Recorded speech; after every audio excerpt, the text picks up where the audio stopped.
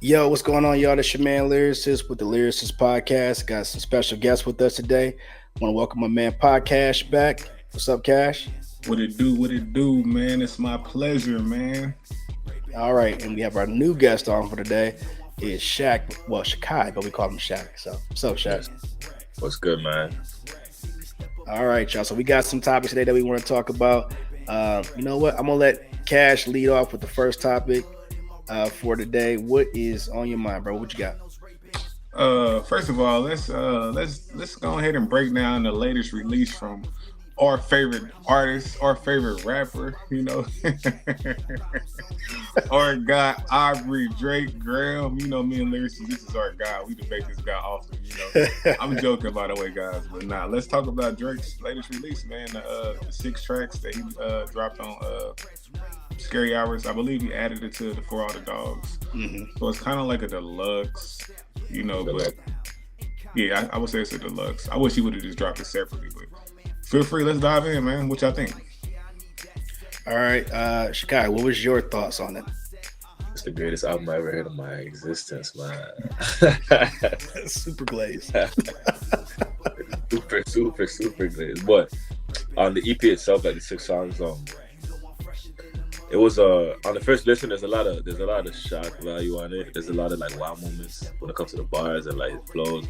Also, I think it factors in that that people are waiting for him to rap. So you're like, oh, he rapping. So that's a factor.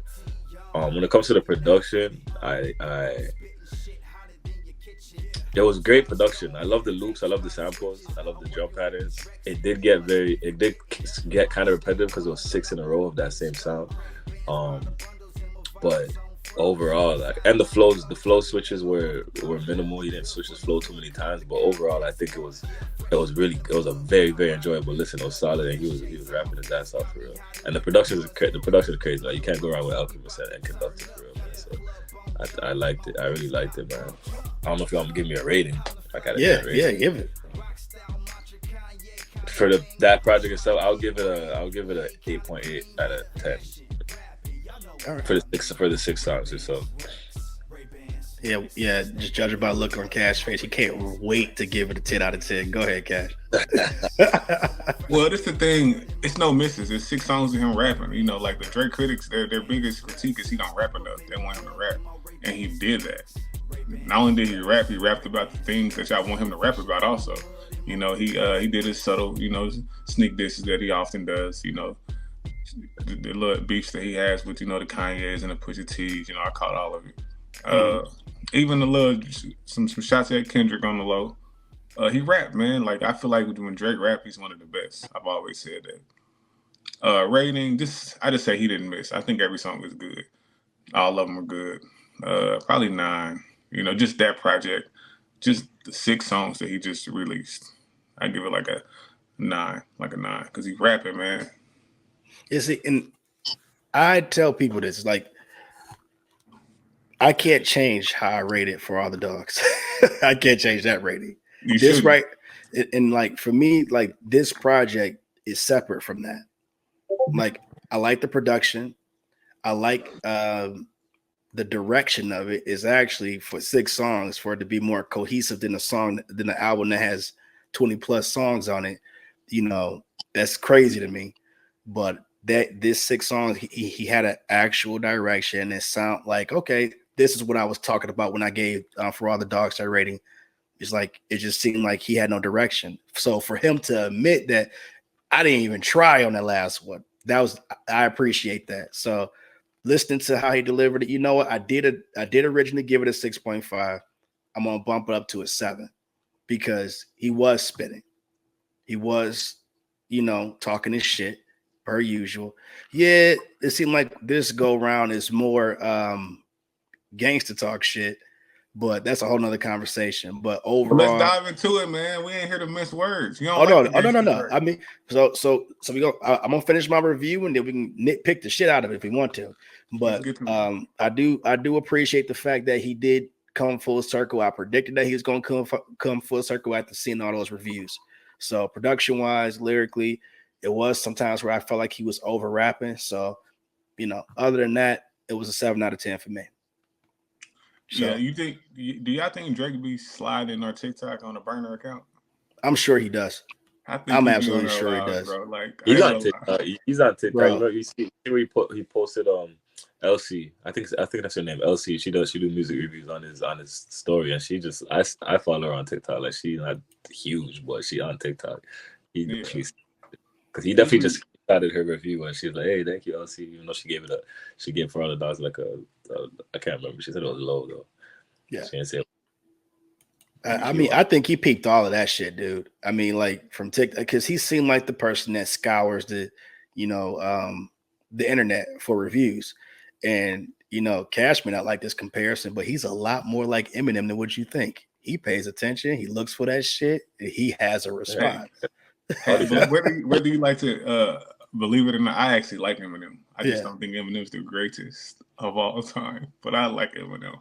Yeah, Jay-Z be doing that too, bro. These guys pay attention, man. For real, they're nerds, bro. That's how they got so good. Like, they've been on it. All the greats, bro. All the greats. They pay attention to their critics in the media more than they pay attention to their fans. Like, they need somebody to keep them motivated, bro. The fans are telling them they're amazing every day. That's cool. I already know that. I want to know who thinks I'm trash, who thinks I'm falling off, I'm losing a step. That's what they focus on. Like, I highly doubt that LeBron don't got a room dedicated to Skip Bayless, bro. Like, he probably got a bulletin board of all the shit that Skip Bayless ever said about him, bro. Like, but you know who else was notorious for that shit? It's Kobe Bryant, man. For sure. Michael Jordan, look, when Michael Jordan did his Hall of Fame induction speech, it was one of the pettiest speeches I ever seen in my life. But it was necessary because he wanted everybody to remember, and this was the icing on the cake. Him being the greatest to have ever done it, and he had to kind of put people in their spot. Like, look, I know how you felt. I know how you felt. I know how all of y'all felt. Yeah. But when it's all said and done, I did everything I was supposed to do, and some. So he rubbed it in their face. So that's what greatness do. So that's why I always pick on Aubrey, because it just seemed like he does respond, but he over responds.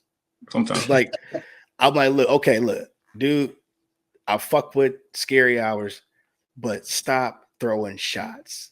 Stop throwing shots. Pusha is he gonna ride this out until he can't ride it no more. He don't have a reason to respond. Drake knows that, and he gonna keep taking shots until he get that response, because he feel like Pusha T ain't got nothing else in the barrel. He may not have nothing else in the barrel. Now hear me out. Let's say me and you get into a fight, right? We boxers, we professional boxers, right? And you beat me in the first fight, right? You beat me fair and square. I go back, sharpen my sword, work on my skills, get my footwork together, get my punching power up, and I'm continually pushing. I'm fighting. I'm knocking people out. I'm calling you out of interviews. I want a rematch, Lucas. I want a rematch. I want my rematch, bro. And you like, nah, I already beat you. You don't think that's unfair? You don't think it's time for Pusha to kind of go ahead and not really, because not really. And the only reason why I say that is because he hasn't punched nobody out yet. he gonna have to really punch somebody ticket. He did prior to the Pusha battle. Yeah, and that's why Pusha took him serious. You see what I'm saying? So y'all don't think he's worth another round? Even though Drake is the fucking man, I don't know. Shaq, what you think? I don't think it makes sense for Pusha T to respond to light jabs. No.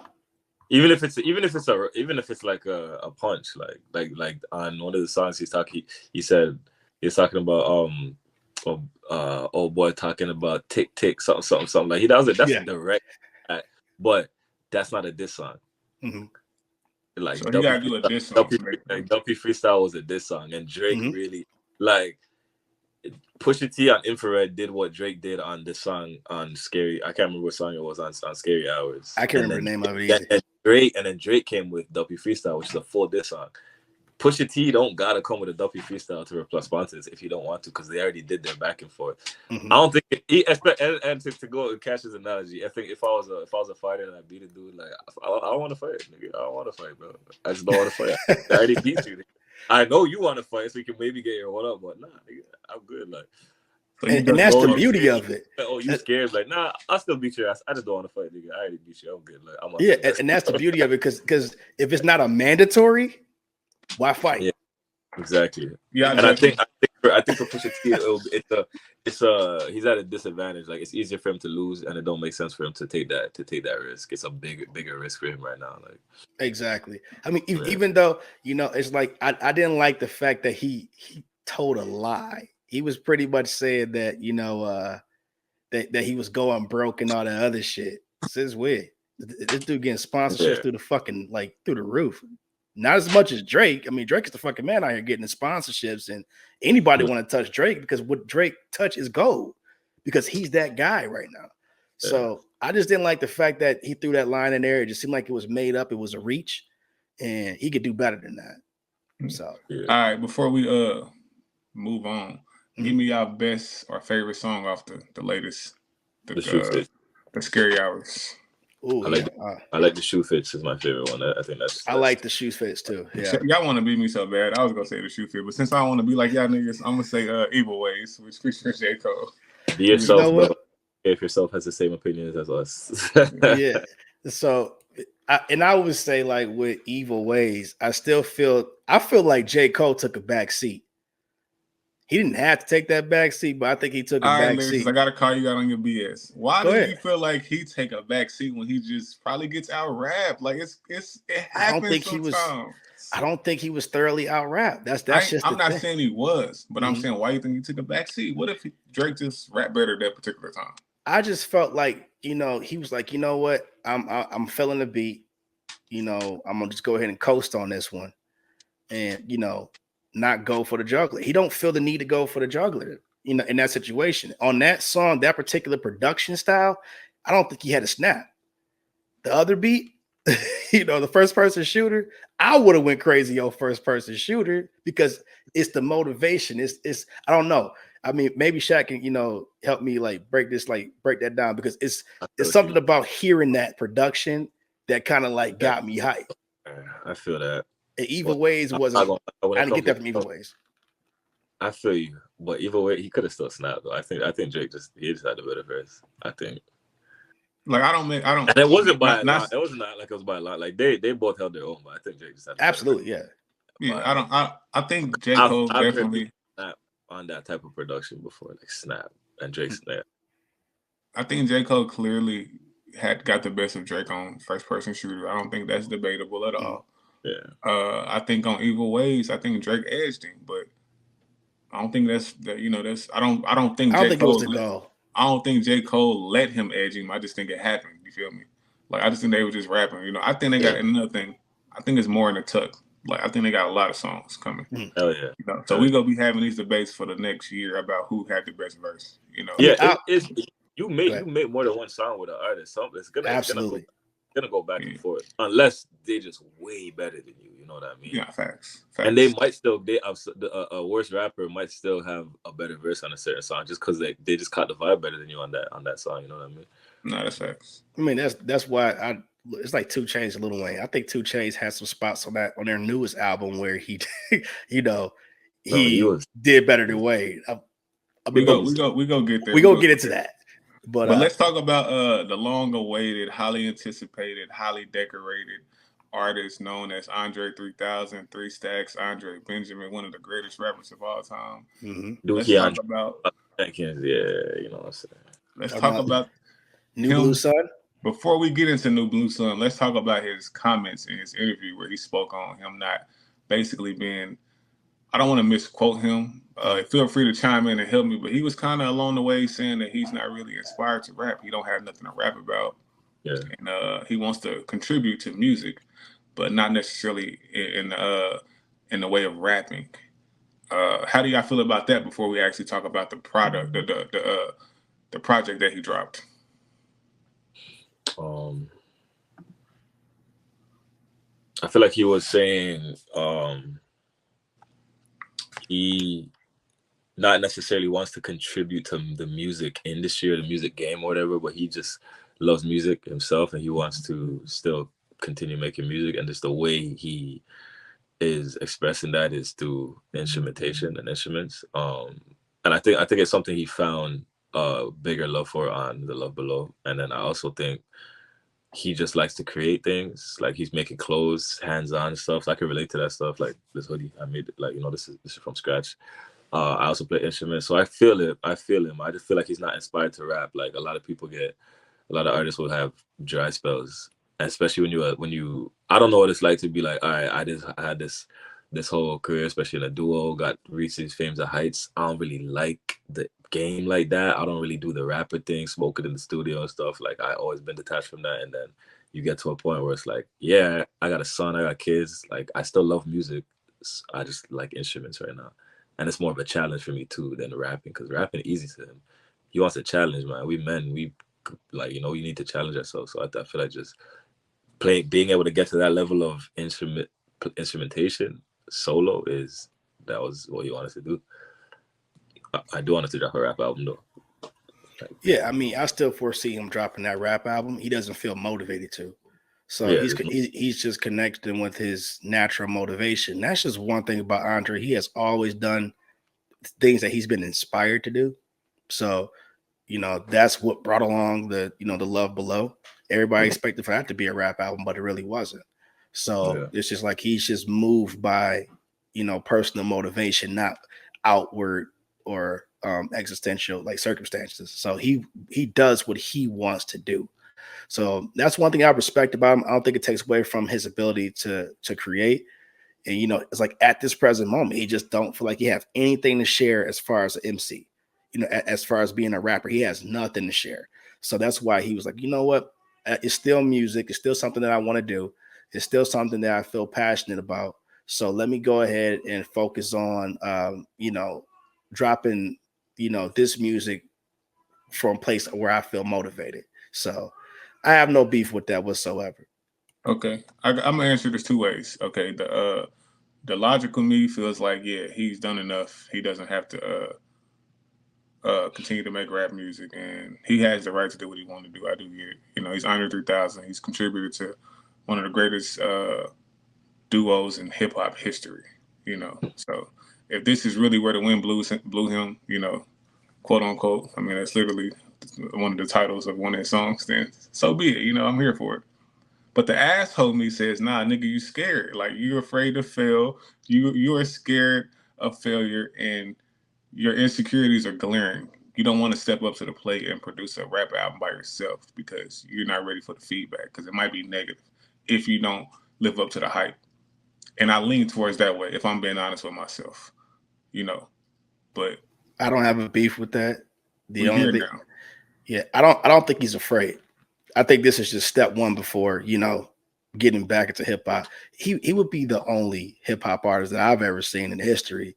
If he fucking gets a Grammy for this, if he gets a Grammy nomination and then he goes and make a hip hop, how would that not put him in the conversation as top 3? Well, hold on. We can't do that though. That's the thing. We can't compare an alternative indie jazz album to anything hip hop related. This is not hip hop. No, it's not. I don't think he compared it to that. He's just saying, like, just to have that side. It don't matter though. Yeah, this is a totally different accomplishment. We only care about what he does as a rapper, the hip hop community. But it's still music. No, I know. I'm saying, yeah. I know what Lyricist is saying. He just said to do that side mission, excel in it Grammy wise. It's more so. That's like Jordan. That's like Jordan getting a fucking trophy in baseball as well. It's like Kobe getting the Oscar basically. Or whatever fucking he got. Beautiful, man. Yeah, like for Kobe, it's great. But for hip hop, it's like I'm speaking for myself, guys. I don't care. I don't care. I can tell. But it's all on your face. Yeah, I don't care. Just so you guys know, I deal with this shit every day. Every day, man. Every day we on TikTok, we always argue. Yeah, but I love Andre, because he knows my point of views are better. Nah, he knows it. But I love Andre 3000. I'm even hypocritical when it comes to him, because I feel like although he hasn't gave us a solo project, I feel like one for him would be enough. Like, he don't got to do more. I do feel that way. So I am very hypocritical, do not get me wrong, but I still want it. So I'm going to still sit here and say, yeah, I want to hear this man rap. Absolutely. Album. And I want to say one more thing, guys. He said that he don't got nothing to rap about. That's something to rap about. Rap about not having nothing to rap about, bro. You're that talented. You're that gifted. Talk about how you're not inspired. Talk about how you don't have nothing to rap about and how you want something to rap about, and there is no inspiration. Andre is a meat and potatoes type of person. He's not going to just. But that's meat and potatoes, bro. That's meat and potatoes. Not for him. That's Not me for him. saying the industry is so whatever the case may be, whatever his idea is. I am not inspired by y'all. I want something. Give me something. Since y'all can't give me something, I'll give y'all something. Like I think he's that type of creative. I kind of agree with you, but I don't think that's practical for a full length album. So for maybe a song or two, then yeah. But like, and maybe he would catch stride and keep going with different concepts. That's all I'm saying. But like, I feel you want him to say something. That's it, bro. I know people want to say something, man. But you know what? It's like for a person that's been rapping and like doing this shit for, you know, being in the industry for close to 30 years, you got a certain love for it. He has a relationship with music. So, and he's passionate about artists and where they are right now. And he's really, really passionate about not like being a dark cloud. He doesn't want his words to be used against the new generation. He said it in an interview. So I can understand why he's really, really careful with his words, because he do realize how powerful his words is and how it would affect this new generation. So yeah, I want that album too. I'm willing to make a prediction that he may go the stream of thoughts, you know, route and do like a 6-song, 7-song, you know, EP, and you know, do his thing with that. I foresee him doing that if he gravitates back to hip hop. He may even do 1 or 2 of those type of projects. That would be more than enough for me. But people are going to complain about him not doing 10 songs, 20 songs, shit like that, when he only going to deliver 6 to 7 songs. But what's your thoughts? Fans are selfish, man. Like extremely selfish when it comes to like you feeling like you deserve something from a person. Like I feel like fans are really selfish. I get it though, because I'm a fan as well of a lot of artists. Like I want Kendrick to drop. Like hurry up, bro. You need to drop music, bro. But no, he doesn't though. Like he really don't. When it comes to different art forms, like people don't demand things from different artists outside of music the way they do from especially rappers. You know what I mean? And urban artists or black artists, you know what I mean? Like how they demand stuff from Frank Ocean's, the Childish Gambinos, even Lil Uzi's fan base. If you want to go there to the new there, they're like, yo, drop. We don't care. Drop the album. We don't care. Drop the album. But they don't know what it takes to actually make a great body of work, and they don't know the person's knowledge and taste level of like me going into this is like is me forcing it. And when forced music is felt, like you can feel when somebody forces a song. So you don't want to listen to no forced album, because then it's like you just dig in your own. The artists are digging their own grave, and then the fans are gonna be like, "Oh, this is all you gave me. This is trap, but it's not good enough." And then you're just like, "Damn, well, I knew I didn't want to do it in the first place, but I forced it out, and now you guys hate it. Like, damn, bro, now you blaming me for you hating this, but you asked for it, like type, you know." So he has to do it on his own timing for it to actually be that, you know. But at the same time, he could do that and it'd just be amazing because he's that good, and we don't even force it. You know what I mean? So I do get both sides, but me, I never really demand stuff from artists. I don't have a lot of expectations from many artists, unless they're a type of artist that just usually does what they do and on their albums. But like a Kanye, I'm never gonna expect anything from Kanye, bro. Like, because I know he might switch it up on a dime. Kendrick might switch it up on a dime. I don't. It's just you want to drop, bro. Like, it is what it is. Yeah, I agree. I don't disagree at all. So it's like, go ahead. No, you go ahead. No, but I feel like wholeheartedly that, you know, a project like this, and then we can get into our reviews. A project like this is not for everybody. I will say that. But I would like to see that the anticipation was still high after all of this time. It was still, I mean, at an all-time. Had he dropped a hip-hop album and people knew that it was a hip-hop album, I think Drake would have had a problem today. Yeah. I think he would have had a problem. So the fact that the Flute album's like, God, it took everybody back, like, damn. But everybody heard he was dropping an album and it was through the roof. Everybody talking about it.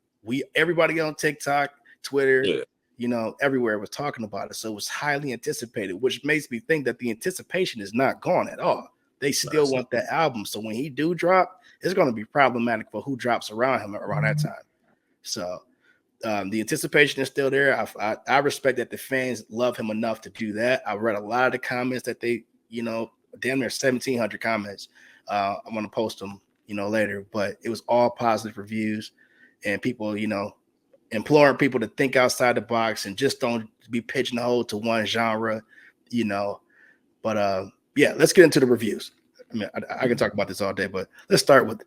Yeah, I don't give a fuck about the album. I ain't gonna lie to you. I ain't listening to that bullshit. I want to hear Andre 3000 rap, and I'm gonna stand on it because there's a lot of people that I represent. Right. I appreciate y'all for negative motherfucker. I appreciate y'all for being positive and opening and me. No, I'm not listening to that shit. I want Andre to rap. Sorry, I believe he's one of the greatest rappers ever. Like I'm talking about, he's being compared to the Jay-Z's, the Nas's, the Pacs. I want him to continue to do that. Like I love the fact he's stepping out the box for himself. Before as a rap fan, a hip hop fan, a kid who grew up loving this genre, I want that nigga to rap, and I'm standing on that. But y'all can do y'all reviews. I ain't listening to that shit, Andre.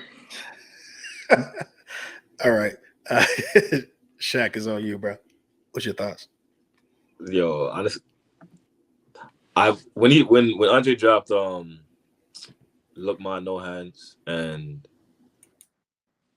Me, I think it's called Me and Mine on SoundCloud. One of them I believe he's playing the same flute. It was a while ago, but it was definitely a lot more amateur. You could tell he was still learning. The sounds weren't as smooth. The added instruments weren't as smooth. It was still a vibe though. I still really liked it because it was really progressive in the production. So I was scared, but I was scared because I play instruments myself. Like before I got into mainstream music, I was in band playing saxophone and like woodwind instruments. So like I understand good tone when it comes to playing a woodwind. Like I have a very, very good tone playing saxophone. I was scared, bro. I'm like, this is about to be. I'm like, if this is like, Look Ma No Hands, this is about to be bad, bro. This is about to be a bunch of squeaks. People are gonna meme the hell out of this.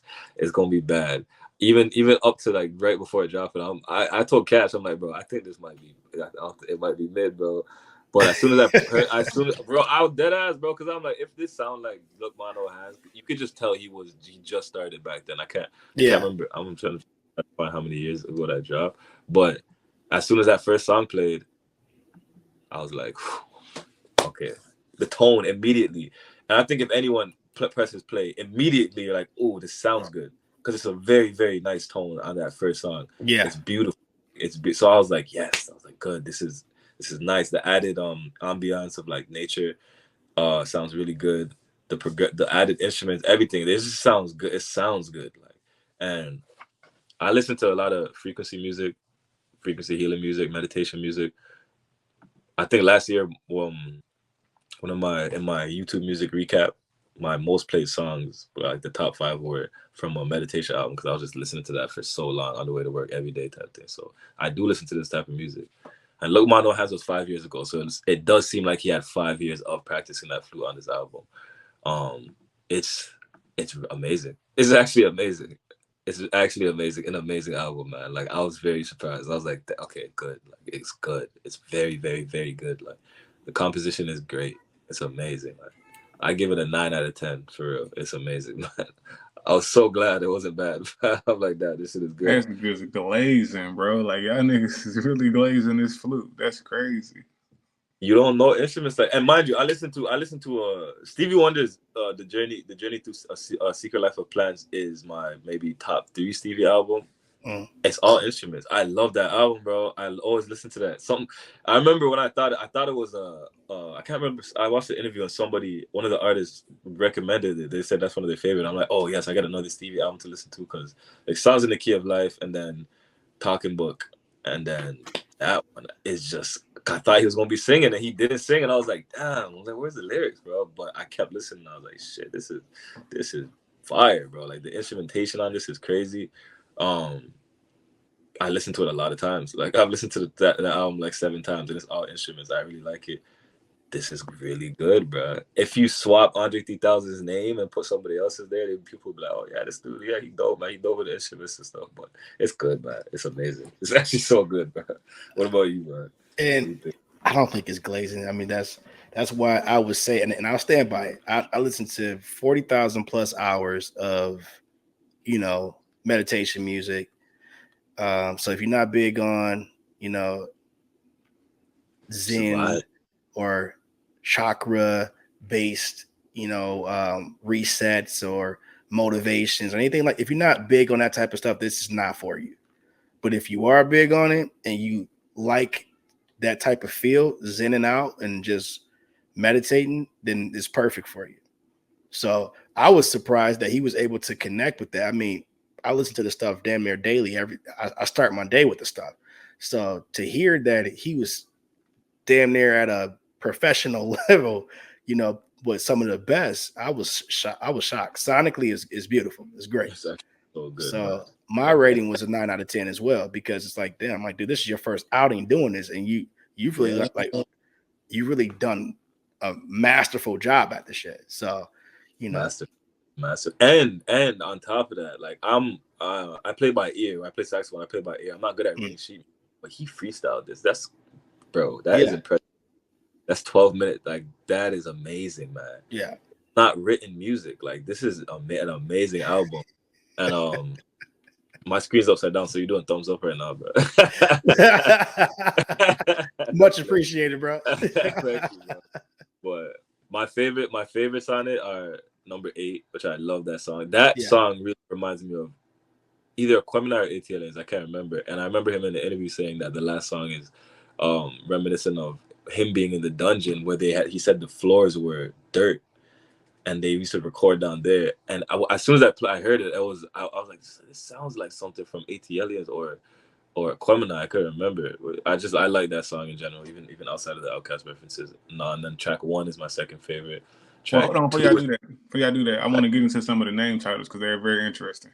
Okay, yeah. So I'm not gonna say 2 because it's so bad, a word. But track 3, The Night in Hawaii, when I turned into a panther and started making these low register purring tones that I couldn't control. Shit was wild. I think that's very interesting. 6, Gandhi, Dalai Lama, Your Lord and Savior JC / Bundy, Jeffrey Dahmer, and John Wayne Gacy. Like, bro, this dude is crazy. And track 7, Ants to You, Gods to Who. That's actually deep. Like, I really want to dive into that. Like, like, what do y'all get from that? Ants to You, God. That reminded me of No Church in the Wild, the chorus. Yeah. Yeah, like what's a king to a god? What's a god to a king? Or what's a god to a non-believer? I feel like it's and the fact that it's the second last song, it's like he reached a point where a full circle point where he's like humbled or just extremely grounded. Yeah. And even that title leading into Dreams. What is it called? Dreams once buried beneath the dungeon floors slowly sprout undying gardens. And him saying that last song is taking him back to the dungeon family. It's like that Ants to You, Gods to Who was the most humbling moment, and then he really just went back to his true beginnings. So, hey man, that outro seems like a great entrance into a rap album. That's all I'm saying. I mean, that's what I was saying. I wouldn't be surprised if you do. These titles are long and fucking crazy. I want a rap album so bad, man. I like the 93 Till Infinity and Beyonce too. I thought that was that's my favorite title. I'm not gonna lie. That's just... I mean, I understand why you want a rap album. I mean, after so long of consuming these mid-ass Drake albums, I'm like, Jesus fucking Christ. At least my guy rapping, man. That's all that matters, man. Well, no, he just started rapping a day ago. So it's okay. He rapped on for all the dogs. Y'all just didn't listen, man. I mean, you gave it a 3.5. Yeah. Like, come on. I gave it a 3.5. And I listened to that shit attentively. I'm like, Jesus Christ. Come on, Drake, you can do it. Speaking of mid rap albums, let's get into this Welcome to Collegrove. Lil Wayne featuring 2 Chainz. Okay. Personally, I haven't heard it all the way. I only played one song. It was the feature with Benny the Butcher. Because I wanted to hear them rap on that, but other than that, I can't really speak on it. So I want y'all to dive in. I think y'all. How you know it's mid? How you know it's mid then? No, I don't. We just had a debate. We had a debate prior to this about Lil Wayne. So that's why. You need to kill some words in this fucking generation, bro. Mid ass. You need to kill them shits, bro. That shit is. Oh man, hey, look, it's gonna be gone by the end of this year. Trust me. Yeah, like that shit. That shit's gonna go. Like, come on. Well, and the crazy thing is, there ain't no opposite word. There ain't no opposite word. The only opposite of mid and ass is classic right now, which is insane to me. Like, people don't be like, oh, it's good, it's good. They just people don't even use good anymore. They don't know what the fuck good is. Lyricist, you go first about it. This one. You know what? I will say this. let's start with the rating that I gave it. Overall, I rated a 7.5. The reason why I rated a 7.5 because the production is the shit. I think the best part of that part of the album is 50 Cent telling the fucking story. So, 50 Cent is what single-handedly made this album cohesive. So, and he made it fun. Wayne did his thing overdue with the fucking auto-tune in 2023. Almost killed me. I was gonna cancel it. But 2 Chainz has some moments where okay, it's 2 Chainz. Yeah. But when they was on, they was spitting, and they were spitting at a high level too. So it was a fun album. It was some lows, but yeah, 7.5 is what I gave it. That's fine. I didn't give it a rating yet, to be honest. I listened to it once. Mm-hmm. The beginning was rough for me, man. I was like, damn, this is gonna be bad, bro. And it sucks too because it was after the skit, and the skit was so fire, and then the G6 played, and I was like, what? I was like, come on, this is not good, bro. Like, and then Big Diamonds played, and I was like, yuck. Like, this 21 Savage hook is just basic, it's weak. They not really spitting. Lil Wayne doing the auto-tune thing, and then Pressure. I was like, okay, this is better. It's not my favorite song, but it's good. I was like, okay, no, this is all right. Okay, this is good. Long story short, I was like, yeah. I was like, okay, they spitting. Then you get to Duffelbag Boy skit. I'm like, okay. Millions From Now is I like the title, the concept. Crazy Thick, bad. I don't like that song. That shit's trash. Yeah. I think Millions From Now is actually bad too. But I was just like, okay, it's not. But Crazy Thick is ass. Then after that, just fire. It's just fire, bro. I was like, okay, you get these like nostalgic but modern rap beats, and it's just Wayne and 2 Chainz just killing these beats, man.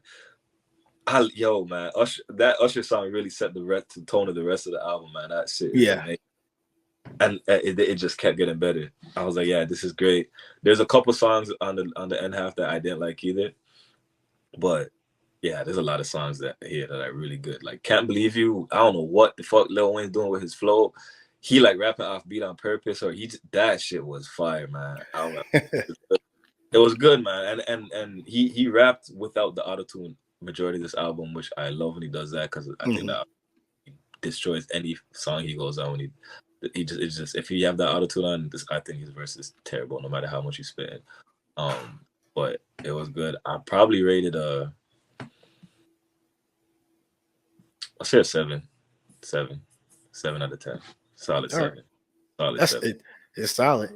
Yeah. It's definitely solid. Yeah. So I mean, and I'm not a huge Wayne fan, but I gotta give respect where it's due. So yeah, he did his thing. I mean, he's just setting up for the album to drop. That's all he's doing. This is a great warm up. Like it's Kash, you're like a lot of these songs. I'll say if you listen to it and you don't want to take in the bullshit, just play Transparency down. It's fire, bro. Yeah, I'm gonna check it out. I'm a Wayne head, so I'm gonna check it out. I mean, but in comparison to the Meek Mill, Rick Ross shit, that's way better. Way better. Way better. Way better. Like he's spitting, bro. Like it's hip hop beats, and he's spitting from Transparency down. It's rap, bro. Rap. It's good, man. Yeah, and if anybody want to know what my rating was for, and if anybody want to know my rating for Rick Ross and Meek Mill shit, it's like a 2. Fucking horrible. That's crazy. Now let's switch gears, man. It's probably about to get a little somber in here, but let's talk about these Diddy allegations. So apparently Cassie has filed a lawsuit against Diddy, P. Diddy, Puffy, Sean Combs. She's alleging that he has raped her throughout the years, assaulted her, controlled her, forced her to do a lot of things that she didn't want to do. So she's accusing him of years and years of abuse, even basically like coercing her into certain acts. Even when he first met her, I read some of the lawsuit, how he actually was able to get her on his side was he had paid a DJ at a party, or he had paid a DJ or some type of party he had hosted. It was like a fake party that he planned. Got her there, kind of got her along, because she was actually dating somebody at the time. And from then on, I guess she was just under his wing. So from the beginning of their relationship, it's been like weird, bro. Like, also, he was 37 at the time when he met her. She was 19. So yeah, it's a lot of things going on. This is a heavy case. I know when it's a lawsuit involved and it's money, I want you guys to kind of explain how does that work, because when you're seeking money, but these type of allegations are involved, eventually it becomes a real case, right? It's not just a civil suit anymore, right? Yeah, there's stages to it. Yeah, eventually, yeah, but it's civil right now, I believe. Okay. Yeah. So if he settles, then either it's done, or he can take it to trial, and then it could probably. It's a win-win for her, because I think if he don't get to prolong and like get more information out by going through that full back and forth, she gonna just get 30 million or like however many million they'll give her out of it. And if not, and you don't settle, then truth comes to light. And she might get the money regardless, and truth still come to light because she is brave enough to say this. And it might spark people around that, probably went through some shit as well, to be like, you know what, bro, she's saying something, fuck it, bro. Like, they already coming out already. Because think about it, it's like if she wins, which I'm sure she's going to fucking win, at the end of the day, she gets the money. Is she going to agree to sign the NDA? Yeah. And that's where the true fight starts, because if she signs the NDA, guess what that does? That tells everybody what he did was true. Yeah. So it make it easier for people to come forward and speak on it in multiple cases. So just think about it. It's no different than what happened with Bill Cosby. It was so many people that was coming forward with civil suits, and then it became a bigger issue. It became a bigger case. And then, he was investigated, and then we all know what happened to Bill Cosby. I agree. If she signs the NDA, which I would encourage her to do it, $30 million to sign the NDA, and we already know what happened to you is possibly true. I don't see nothing wrong with that. You got a family to feed, you got things to do. Take the $30 million, sign the NDA, because you know what that's going to do. Like you said, people are going to come forward and they're going to say, okay, she won $30 million. Cool. Let me go ahead and tell them what happened to me. Bam. So it's a win-win for her, like Shaq said. Million. Boom. Another 30 million. Yeah. Boom. Yeah. Another 30 million. Boom. Yo, that's crazy. Hey, Empire has fallen. Like, it burned to the ground. But yeah, I don't know Diddy personally. I don't know him, never met him, but he's always rubbed me the wrong way. That's all I'm gonna say. Like, from my childhood, like, he was around he was associated with two of the biggest artists in the world at the time, Tupac and Biggie. And I've always felt like their demise had a lot to do with his decisions. I don't want to get too deep into it because it's still a conspiracy, but I haven't liked him since, and it's been too many rumors, too many allegations, too many incidents. Like, everything can't be wrong. Everything can't be false. Like, bro, some of this shit has to be true. Like, it is what it is. Yeah, and I agree to that, and in hindsight, when this shit, because it's going to become a Fed case at some point, because they're going to start looking into this shit, honestly.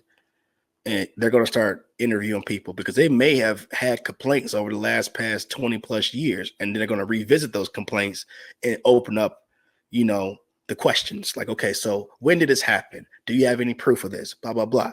No different than what happened with Bill Cosby. The only reason why Bill Cosby walks, strolls, or rolls around the fucking street right now is because of COVID. Other than that, that man would have been in there with R. Kelly. So it was tons of lawsuits against R. Kelly. He settled most of them. So eventually, when they see that all these cases are being settled, then something's going to happen. So yeah, even if she does sign the NDA, which a part of me tells me that she's not, that she's going to win the lawsuit, but won't sign the NDA, because she's the type of person that's going to want to have a tell-all. You know what I'm saying? Because there's still more money down the road. So, and that'd be number one seller most likely. So in hindsight, NDA may kill her. It may kill her. I mean, 30 million goes so far, $1 million plus royalties and everything else. She's set for the rest of her life if she gives her stories to the right people. Yeah. So, but the thing is, I mean, I'm with you. Either or. She could take either way. on the NDA. She could just try to take it to trial.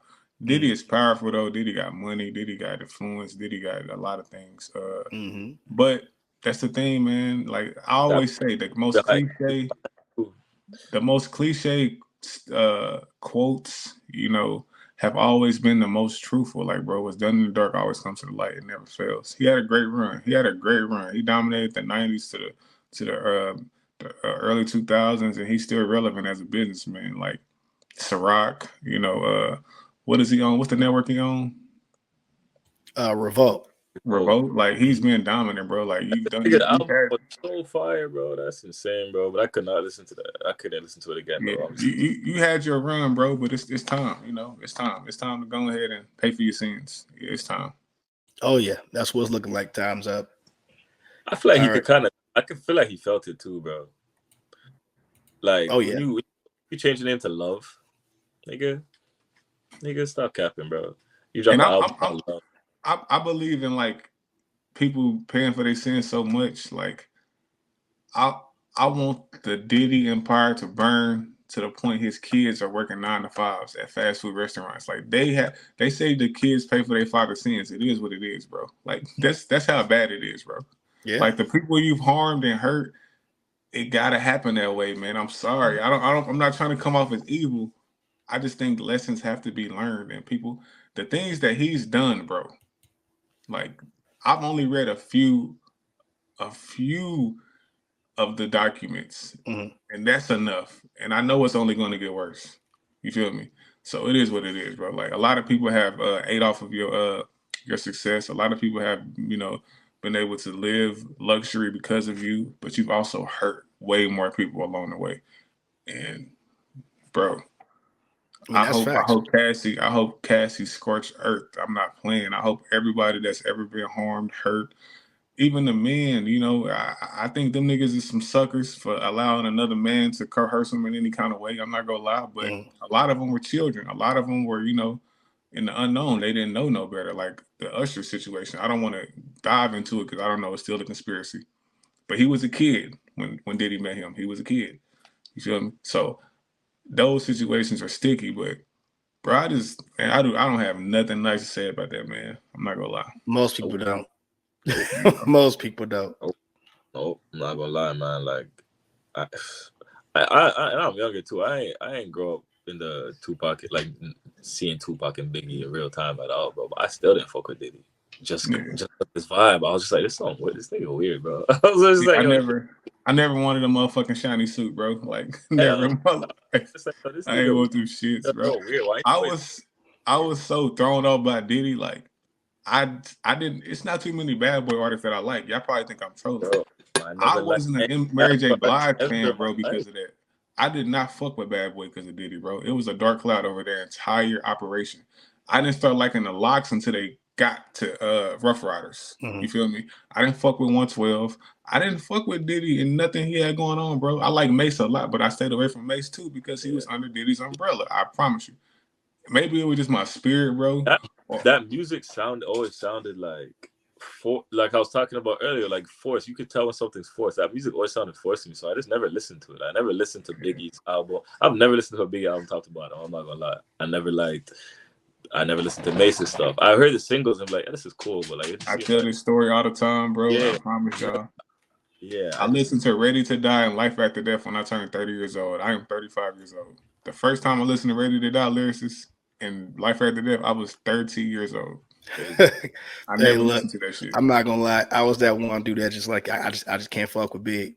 I can't fuck with him. Bro, that was just my energy. He don't be really rapping about anything. Now we ain't gonna disrespect Big though. Big, we don't know. I'm not disrespecting, but like he be rapping like Eminem. Like he be rapping a lot. I would just hear things. I'm like, yo, that's weird and so. What are you talking about? Like, why are you talking about women like this? Like, it's so. He didn't have a lot of substance. Weird to me. And people will be like, oh, his flow's so great. I think he got a very, very unique voice and a crazy delivery. And he was witty. Flow switches. Yeah. I don't know, man. But Diddy, What's good, my guy? What's good, hey, boy? What up, bro? Hey, y'all. So this is our other guy, Lebronjuwon. You freed up. From our world of TikTok. Tell everybody who you are, man. I'm Lebronjuwon. Know what I mean? Mr. Pump Figure Day, keep a block away records, you know. That's what I hear, man. I do my TikTok, I do music reviews, I do all that good stuff, man. I just love music, man. That's all I can say. What's good, my guy? Yeah, so what's good, boy? We had to tail end of the podcast, but I'm glad you came up. I know you heard most of the conversation. Yeah, I heard most of it though. Yeah. So we'll circle back and get your ratings and thoughts and everything here momentarily. Well, do you want to chime in on the Diddy allegations? How you feel about that situation? Dude is I think dude is sexual deviant, man. I ain't gonna lie. I think he a sexual deviant, man. Like, he's sick. He all the way sick, man. And I think the allegations aren't far-fetched when it comes to Diddy. You get what I'm saying? Like, I think everything that we seen in the past dealing with him, they all kind of like line up, pretty much. They all line up with Diddy, man. So, yeah, man. It is what it is, man. I hope he get what he deserved, man. For real. I agree. Yeah. I think this shit is huge too, bro. Like it's just really number one trending in the world. Like Twitter is the Drake album is 284,000 posts. The Diddy 520,000 posts. Like it's huge. Yeah, he deserve it, bro. It's really number one trending in the world right now, bro. And a lot of people are just being like, "Oh, look at this!" Like, what is that? Hashtag surviving Diddy. It's trending right now. It's bad, bro. The fucked up thing about Diddy, bro, is okay. Well, R. Kelly, it was his interaction with underage women, right? That was it. He was horrible when it came to dating younger girls. You know, when I say that's it, guys, I'm not saying that's it as in it's not that big of a deal. It's a huge deal. But that's what he was known for. When Michael Jackson, I always felt like he was innocent, but he had been accused of messing with children. That was it. With Diddy, it's possible murder. It's his sexual rape allegations. It's him taking advantage of his artists financially. What our point is, he's done so much. Like, if he's able to like beat one, he got like 10 other things to beat. Yep. You feel me? Like, R. Kelly was just known as a sexual predator when it came to underage women. That wasn't that hard to beat. Not beat, but I'm saying that wasn't that hard to accuse him of. Cool, that's who he is.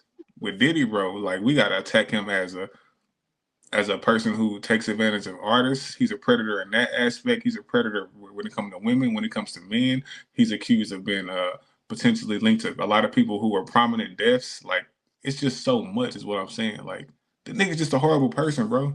Like, and to me, I mean, I ain't trying to be no conspiracy theorist or anything like that, but it seems to me that the people that are in power, that are prominently Black people, and they prominent into the industry, they seem like they give them that type of power to gatekeep everybody else. You know what I'm saying?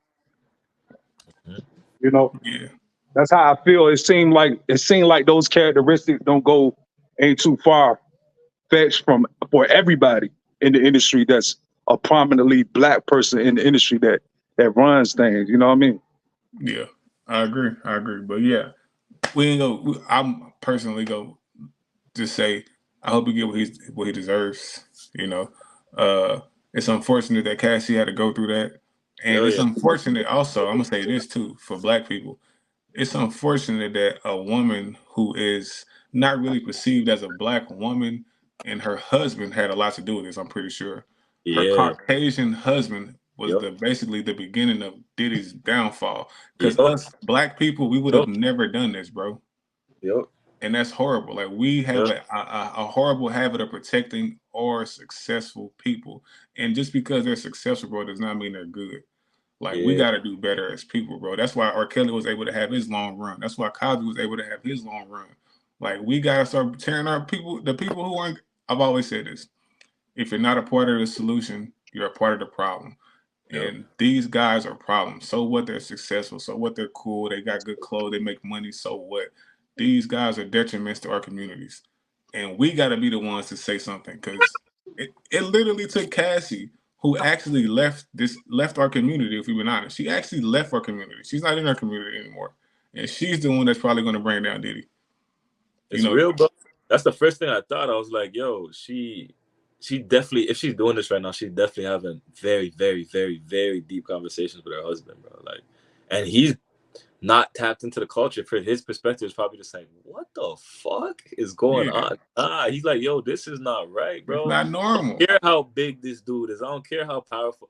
This shit needs to stop. Like, this is crazy, bro. He did what to you over and over again for how many years? Like, nah, fuck this dude, bro. Like, that shit, it's not right, bro. I think it is sad that we protect the evil ones in the community and shit, because it's like, I think when Kendrick dropped Mr. Morale, that Mother I Sober track, I think is going to be very, very important when it comes to this specific topic, because he really touched on all of this in that song when he's talking about rappers getting touched, all of that stuff. Like, he really went deep on that shit, and saying it all stems from our childhood traumas and our parents and what they did and shit. So it's that time, bro. Like, it's gonna come a time where we gotta face shit and face up to shit, because we can't leave it up to a different community to bring all this like that. So if these allegations are true, right?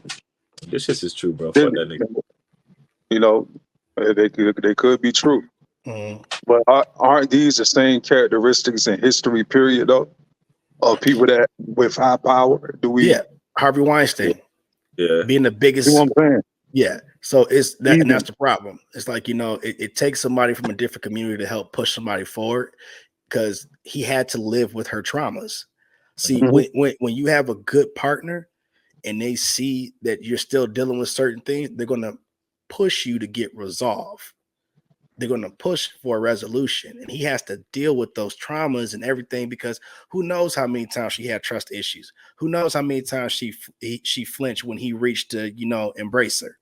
So those are traumas that she had to deal with because this individual did these things to her. So yeah, I agree with, with podcast or Cash, fuck you, Cash. All the way around. Got me saying podcast now. I agree with Cash all the way around, because podcast. What's up, podcast? Podcast. So I can't even say podcast anymore without saying podcast. Podcast. Hey, but LeBron, what I think what you was really hitting towards was like the Roman Empire and like the Greeks, like historically, these are like actions. So that's the issue, bro. Like, I feel like, and I'm only gonna speak on black people, because those are the people I care about the most. We subscribe to a lot of these ideologies and these cultures that aren't for us, bro. We don't operate like them. It's not embedded in our DNA. It's not who we are. That's what I'm trying to say. That's why I believe when we do those things, we are the ones that get punished, not them, because we shouldn't be moving like that anyways. We shouldn't be moving like that. That's not our culture, man. That's not who we are. We reap different karma than them. Like, we exist on the opposite frequency. It's like, when we do things like that, we gonna feel that quick. We more connected, or whatever you want, whatever you believe we more connected, so that shit's gonna come back down quicker. They don't reap the same karma.